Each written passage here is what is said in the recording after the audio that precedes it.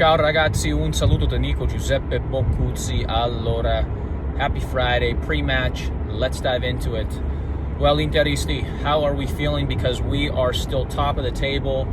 And last match day, we saw Napoli drop points at home, tying Parma 0-0. We took advantage once again of a direct rival dropping points. We were at home versus Lecce. It was a late goal by Pio Esposito. It wasn't a pretty game, but all that matters is that we got the 3 points. Milan did pick up a big 3 points on the road versus Como, so they're only 3 points behind us.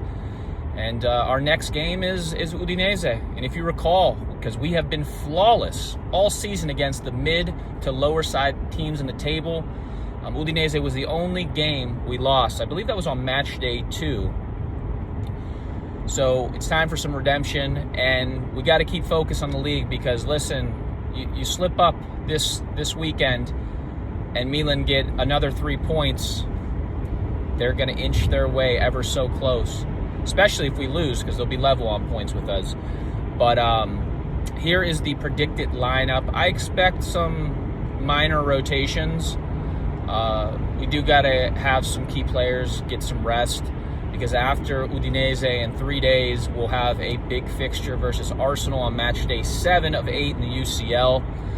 Keep an eye on left center back, Alessandro Bastoni. I really hope this guy gets some rest. He has really regressed this season. I'm not certain what is going on with him.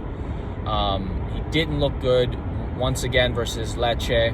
So maybe we'll see Carlos Augusto slide in at the left center back role. Everything else is looking the same at the back. In the midfield, we know Çalhanoğlu's still out injured. I'm hoping Zielinski gets a full 90 rest. He has been one of our best players this season, and we're going to really need him to be fully fit versus Arsenal.